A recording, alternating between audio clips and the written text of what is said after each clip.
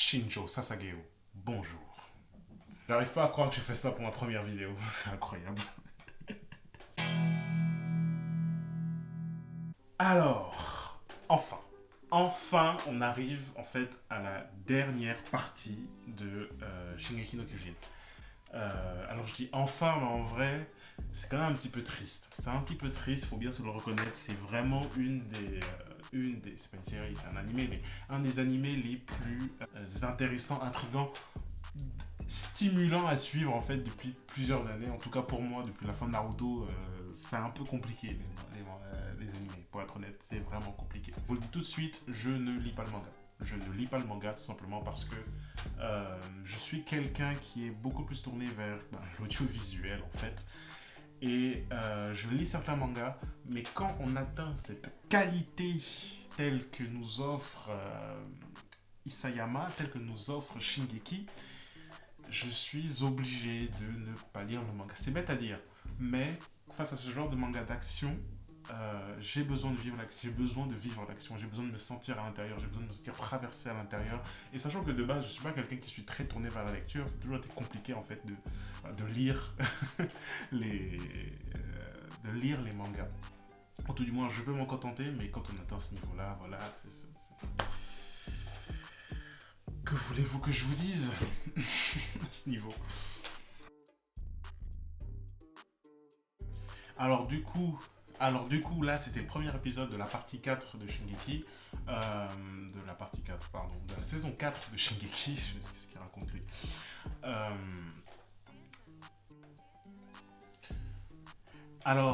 étant donné que je ne lis pas le manga, je ne connais pas ce que je regarde. C'est-à-dire que je suis au fur et à mesure des nouveaux épisodes. Il y a beaucoup de gens dans ce cas-là. Pour ceux qui lisent le manga, s'il vous plaît, ne spoilez pas en commentaire. Pensez aux gens qui veulent vivre l'anime et qui enfin voilà, pensez aux autres. Alors s'il vous plaît, pas de commentaires spoilant la suite, ce serait dommage. Dommage pour moi, dommage pour tous ceux qui regarderont la vidéo, donc s'il vous plaît, pas de commentaires de ce style.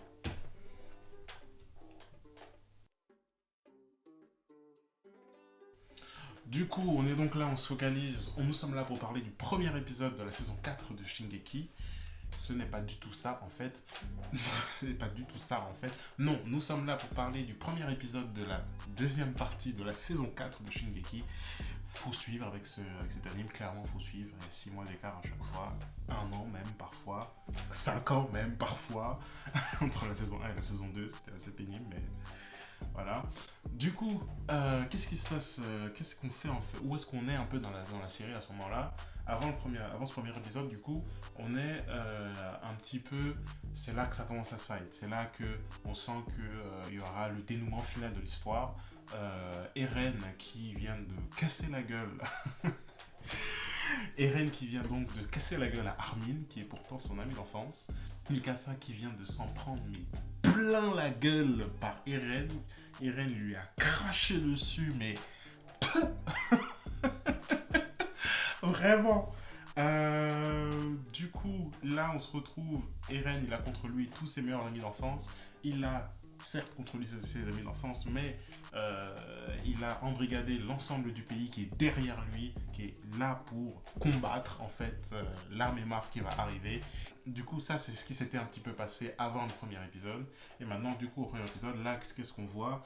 On reprend la suite. L'armée Mark qui vient donc d'arriver à Shiganshina, qui est un petit peu le district historique dans lequel on a commencé la série, où tout a commencé.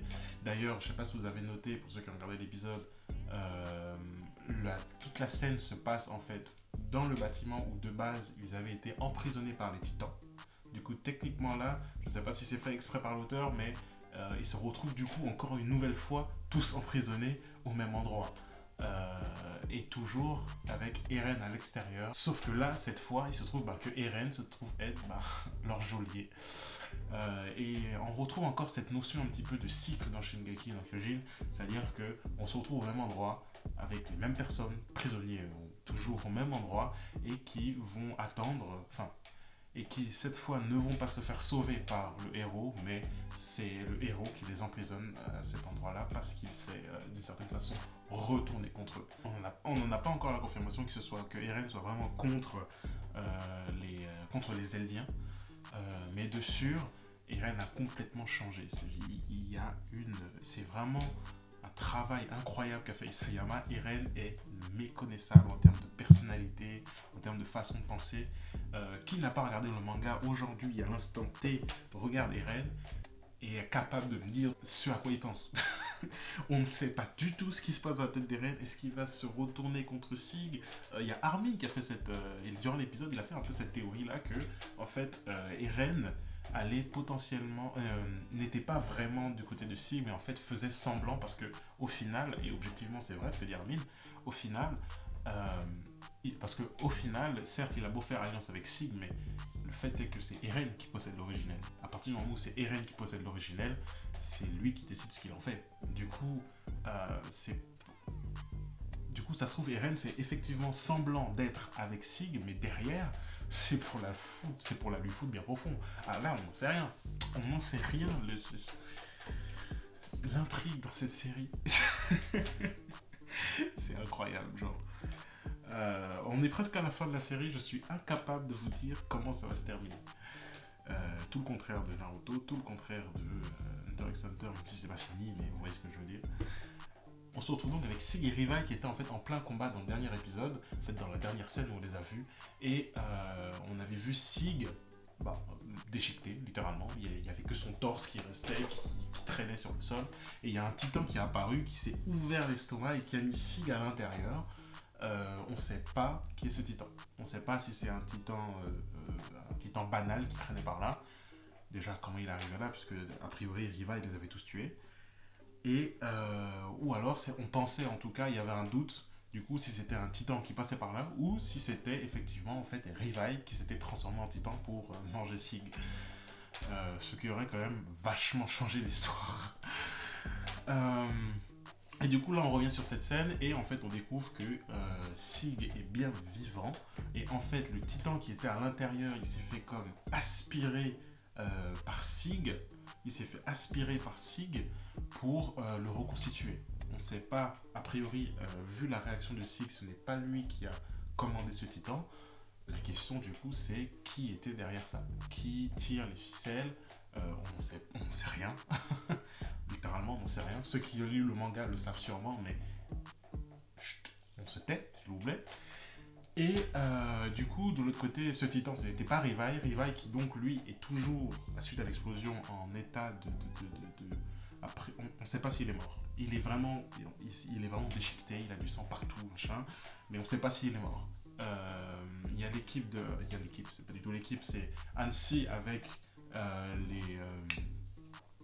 les hommes de Eren qui sont arrivés. Et Hansi a récupéré le corps de Rivai et s'est enfui avec lui en catimini. Vu que maintenant c'est l'ennemi. Que de rebondissements. Vu que maintenant c'est l'ennemi. Et du coup, Rivai s'est enfui avec Hansi et Sig est reparti avec les hommes de Eren. Donc, ce qui est intéressant par contre, c'est que Sig nous dit que, effectivement, il nous confirme que c'est pas lui qui commandait ce titan et qu'il s'est retrouvé comme téléporté dans une sorte de dimension parallèle où c'était une petite fille qui lui arrangeait le corps avec des morceaux de sable. Il dit avoir l'impression d'être resté là-bas pendant des lustres, des années, sauf qu'en fait, au final, ça n'a vraiment duré qu'un instant. Et dans cette dimension, il a vu les chemins de l'Axe tels que les présentait il y a très longtemps, déjà, je pense que c'était à la saison 3 ou la saison 2. Non, à la saison 3, tel que le présentait à la fin de la saison 3 le père de Eren, où ce sont les mêmes chemins qu'on a vus lorsque... comment elle s'appelle celle qui est... elle est moche là. C'est elle qui avait le titan mâchoire. Ymir. C'était le titan qui avait Ymir. Pas Ymir la déesse. Ymir, celle qui est amoureuse folle, l'Historia. Quand elle s'était réveillée après s'être transformée en titan, elle avait vu les chemins dans le ciel et apparemment, enfin je crois qu'elle les a suivis. Je sais pas si c'est, vous me confirmez ou pas, dites-moi dans les commentaires si elle les a suivis. En tout cas, c'était les mêmes chemins que Sid donc a vu et qui lui ont permis de se reconstituer le corps. Personne ne sait comment. On ne sait pas comment, c'est pas expliqué, c'est sûrement à voir pour la suite. On a hâte. On a hâte. Et du coup, après la scène où Riva, du coup, où Hanzi prend le corps de Riva, il s'enfuit avec, et Sid qui sont avec les hommes des reines, là on a le générique. Et je sais pas ce qu'ils ont fait. Qu'est-ce qu'ils ont fait avec le générique en fait? Pourquoi? Pourquoi ce générique? Il est pas nul, mais il n'y a pas la même ambiance. Il n'y a pas la même ambiance que dans les autres, qu'avec les autres génériques. Je sais pas. Il m'enjaille pas autant. C'est un peu ma déception. Parce que Shingeki, c'était un peu le rendez-vous. En termes d'opening, c'était un peu le rendez-vous. Il n'y en a pratiquement aucun qui a déçu. Sauf peut-être celui de la saison 3 où ça faisait des fleurs et ça dansait. Mais vous voyez ce que je veux dire? Qui était un peu à l'eau de rose, quoi. Et là, j'avoue, j'ai pas compris le générique. Mais... Bon, du coup, là, j'étais en train de me dire, je vais le réécouter quand même avant de nous dire des conneries. Et en fait, c'est parce que c'est un petit côté rock. C'est peut-être pour ça. Je déteste le rock.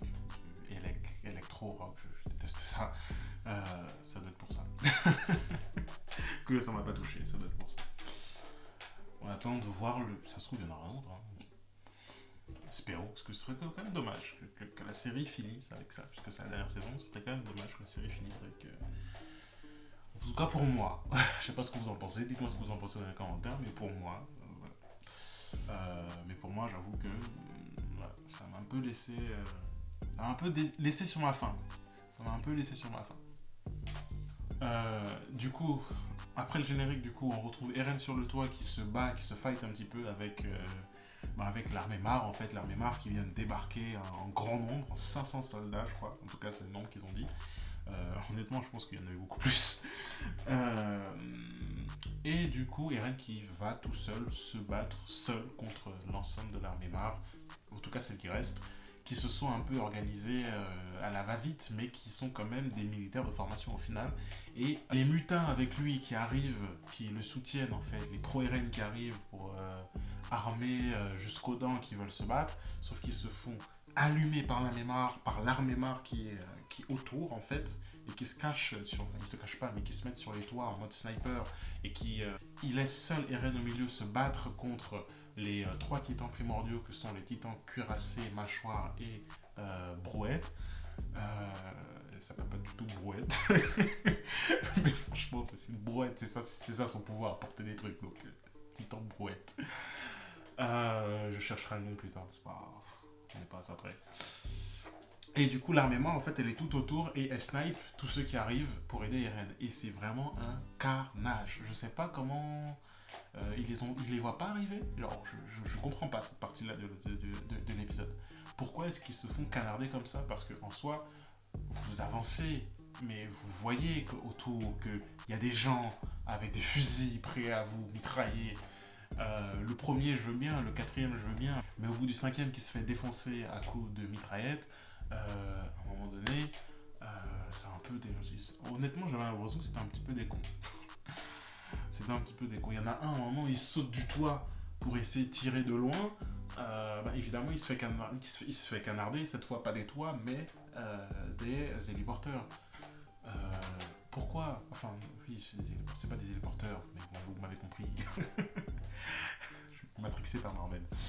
Comment on appelle ces trucs-là? C'est des montgolfières? Non, c'est pas des montgolfières, c'est des dirigeables.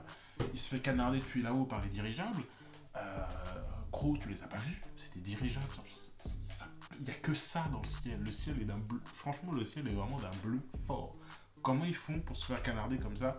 Je pense que c'est vraiment pour donner un effet dramatique à la scène. Pour bien montrer que Eren est tout seul en fait. Eren est tout seul. Je pense qu'ils font exprès. Pour bien montrer qu'Eren est tout seul. Et après, il y a toujours cette partie-là qui me met en fait en condition vis-à-vis des Eldiens. Je me mets à la place des Eldiens. Perdre autant d'hommes, parce qu'en vrai, ils n'ont pas tant que ça hein, au final. Perdre autant d'hommes dans l'armée, aussi bêtement, c'est bon. Voilà. c'est un choix. Je pense que c'est vraiment pour donner l'effet dramatique, bien montrer que Eren est tout seul.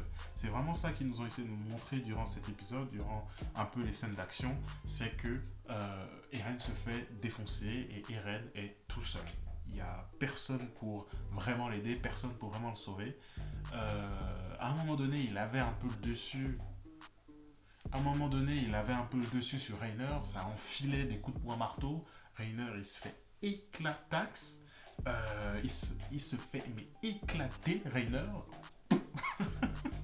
Vraiment, on ne sait plus le titan cuirassé des débuts. Là. Alors là, il fait plus peur du tout. On a un titan dépressif, malade du combat. Voilà.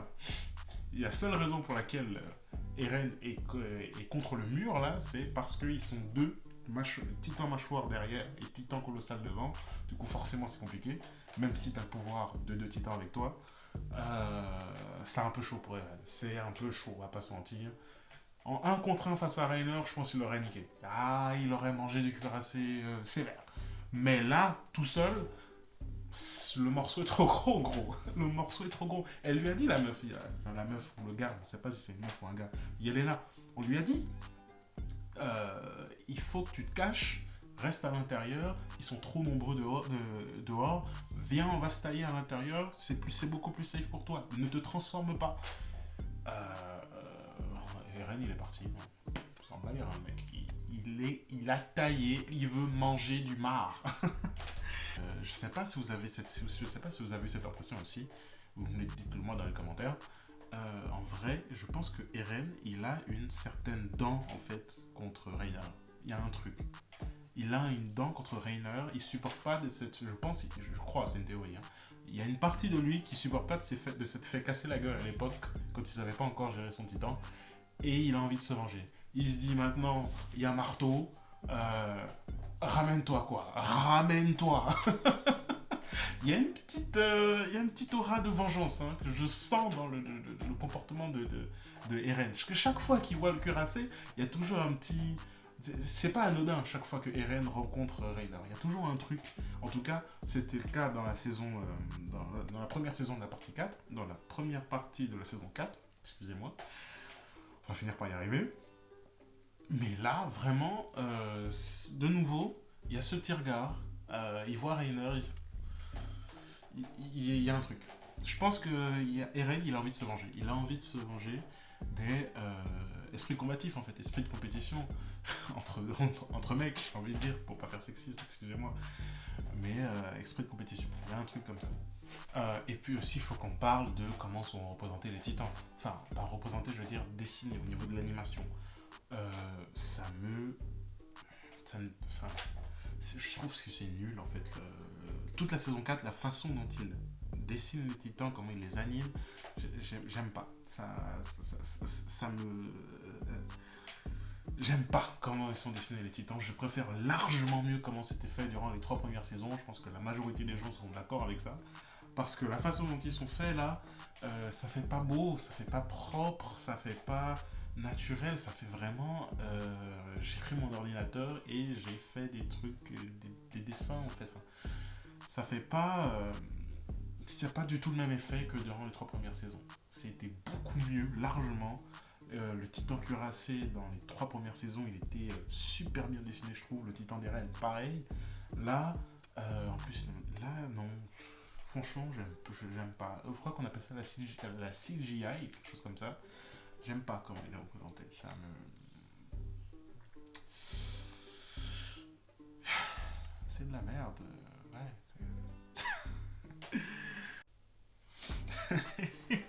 D'ailleurs, en parlant au niveau de la censure, ils ont fait de la connerie au niveau de l'animation, mais au niveau de la censure, ils se sont permis des trucs. À un moment donné, on voit un gars, il serre le cou à un mât avec un câble, on dirait un câble HDMI. Genre, le gars, il se fait serrer le cou avec un câble HDMI dans l'épisode. J'étais en mode, mais wesh, qu'est-ce qui se passe?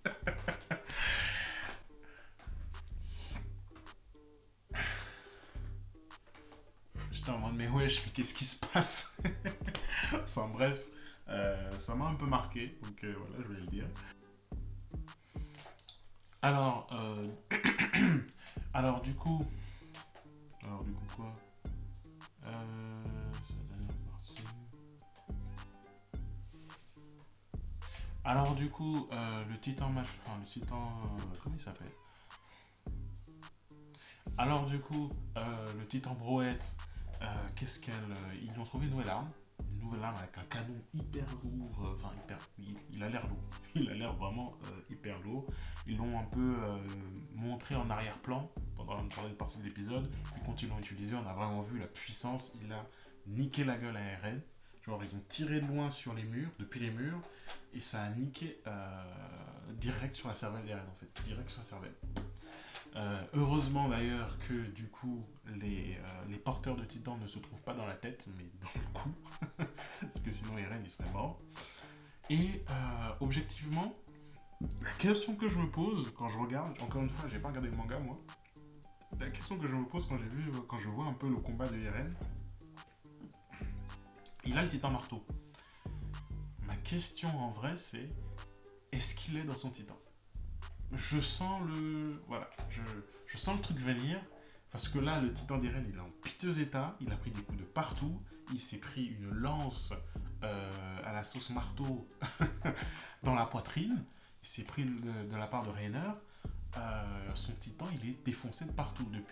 En regardant l'épisode, je me suis demandé peut-être 3 fois mais pourquoi est-ce qu'il ne le change pas? Pourquoi il sort pas, il en crée pas un autre pour recommencer en fait. Euh, je pense que Eren n'est pas dans son titan durant la scène là. Je pense que grâce au pouvoir du marteau, il a peut-être pu se mettre à distance ou quelque chose du style, ou se déplacer, enfin une astuce, j'en sais rien. À confirmer ce soir, vu que normalement cette vidéo elle sort le jour de la sortie de l'épisode 2. Du coup, je pense vraiment que Eren en fait il n'est pas dans son titan. À voir, ça se trouve, je me trompe. Vous me dites ce que vous en pensez, mais voilà. Ensuite, du coup, la dernière scène de l'épisode, qui est un petit peu la scène où on reprend un peu le côté sentimental un peu de ce qui se passe, le côté humain. On a les dirigeants de la révolte de Eren en fait, Yelena et Onyakompo. Je crois que je sais pas, Onyakompo, voilà. Le seul noir de la série en fait, c'est lui. Du coup, enfin, Yelena, elle, on la voit pas, mais Onyakompo, lui, il a paniqué. Donc, il y a un sentiment de panique et à la fois de culpabilité parce qu'en fait, on découvre qu'il n'était pas au courant de tout ce qu'avaient prévu Yelena et Sig. Il n'était pas au courant de l'éradication douce. Il n'était pas au courant non plus qu'ils avaient mis le liquide. Le liquide spinal, cérébrospinal de Sig à l'intérieur pour les piéger en fait, les Eldiens. Il n'était pas au courant de tout ça. Et je pense que mélangé à ce sentiment de culpabilité, il y avait la panique de voir l'originel tomber dans les mains de Mar, puisque Eren est complètement encerclé et que de son point de vue, la situation est vraiment catastrophique. Tout ce qu'il a fait depuis 2-3 ans euh, pour moderniser, pour se préparer à aller combattre Mar, en fait, pour faire tomber l'Empire Mar, il voit tout ça potentiellement s'effondrer en fait devant lui si Mar récupère l'originel. Et du coup, il décide d'aller faire sortir Armin, Mikasa et les autres, Connie, etc. Jean.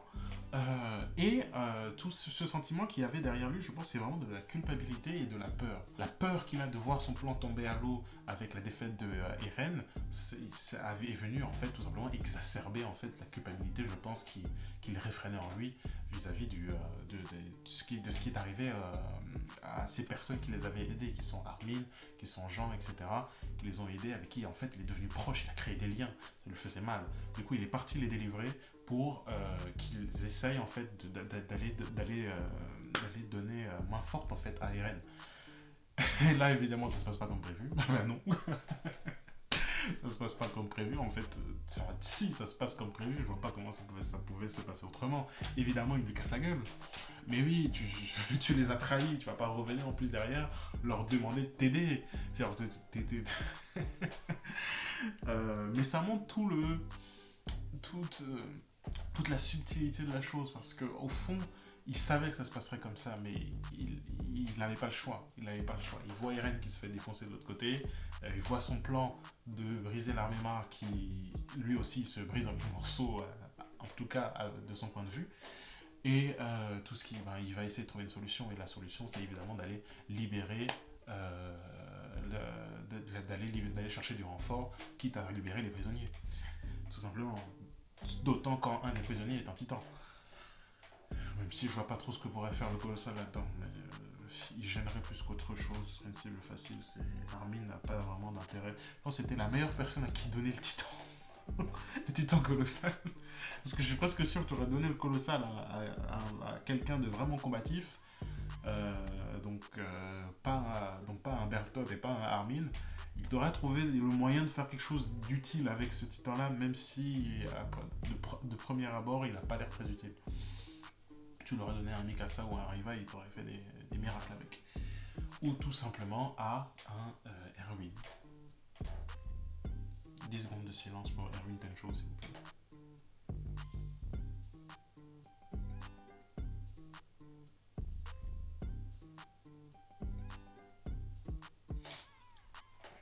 C'était les secondes de silence de Erwin Tencho. Donc, et du coup, il s'est fait casser la gueule. Voilà, il s'est fait casser la gueule, tout simplement. Et du coup, il s'explique en fait un petit peu et qui pouvait lui faire confiance, que c'était Yelena qui avait planifié tout ça et que lui n'était vraiment au courant de rien. Armin le défend, voilà. Ça s'arrange un petit peu. Et d'ailleurs, ce qui se passe un petit peu durant leur conversation, c'est que on voit un peu à quel point ça a fait mal en fait à Mikasa profondément ce que Eren lui avait dit précédemment, comme quoi elle était génétiquement programmée en fait pour défendre en fait, pour défendre comme elle le fait Eren, que c'était pas vraiment de l'amour mais que c'était juste un mécanisme intrinsèque en elle qu'elle pouvait pas contrôler. C'est quelque chose qui a vraiment fait mal, je pense, au fond de Mikasa. Et on ressent sa douleur. On la ressent sa douleur parce que on voit comment elle se donne à fond pour Eren. C'est incroyable comment Mikasa se donne à fond. Il se passe un truc, elle est toujours là. Et même là, c'est ce qui met un petit peu une touche vraiment de tristesse à la fin de l'épisode. C'est qu'on voit Mikasa qui, quand Armin lui demande est-ce que tu veux aller aider Eren, elle répond oui. Elle répond oui malgré toutes les crasses que ce gars avec qui elle a grandi lui a sorti il n'y a même pas 2 jours. Il lui a dit qu'elle était un pantin, une marionnette génétique. Une marionnette génétiquement modifiée. C'est incroyable. Elle s'est fait traiter d'OGM. Elle s'est fait traiter d'OGM à un moment donné. Et elle dit oui quand même. Je vais aller l'aider. C'est tellement triste. Mikasa, je suis désolé. Je pourrais m'excuser. Je suis vraiment désolé. C'est vraiment triste en fait. Ça m'a vraiment marqué. Je sais pas où ça va aller. Honnêtement, je sais pas où ça va aller. On va le voir ce soir. Donc, il n'y aura pas à attendre très longtemps, pour moi en tout cas, pour ceux qui regardent cette vidéo après, bon, vous savez déjà. Mais j'ai hâte de voir la suite. Franchement, j'ai hâte de voir la suite, ne serait-ce que pour enfin avoir quelque chose d'intéressant. Parce qu'en soi, là, c'était un petit peu lent. Déjà, ils ont perdu du temps sur les 23 minutes d'épisode. Il y en a passé 7 minutes à remettre exactement les mêmes images, les mêmes dialogues, enfin les mêmes choses, la fin en fait du dernier épisode qui était sorti avant, il y a 9 mois. Le combat, ça se fight un petit peu pour nous donner un peu le goût, pour nous faire plaisir, pour nous faire ressentir un peu des choses, mais ce premier épisode était un peu, voilà, plat. Il était un peu plat. Ils ont essayé de nous faire sentir la hype, mais c'était un peu plat. La hype, c'est plus nous qui l'avons mise que l'épisode qui l'a mise en fait. Donc j'attends de voir le prochain épisode. Qu'est-ce que je peux dire d'autre? Rien du tout. C'était ma première vidéo YouTube. Si vous avez aimé, mettez un like, abonnez-vous. On se retrouve pour la prochaine vidéo. Sur cette chaîne, je ne ferai évidemment pas que des reviews. C'est juste que là, c'est Shingeki. Ça me paraissait vraiment être non seulement l'occasion parfaite de commencer, parce que j'adore ce manga. Vraiment, j'adore ce manga, presque au niveau de Naruto. Mais j'aurai aussi des vidéos vraiment recherchées. Là, c'est vraiment pour tester un petit peu, pour voir. Si vous appréciez, dites-le moi dans les commentaires. Si vous n'avez pas apprécié, dites-le moi dans les commentaires, que je puisse arranger, faire des choses. Et du reste, on se retrouve donc pour la prochaine vidéo, a priori, qui sera une review, puisque l'épisode 2 sort ce soir. Enfin bref, Merci de m'avoir écouté. C'était Trafalgar. On se retrouve dans la prochaine room. Out.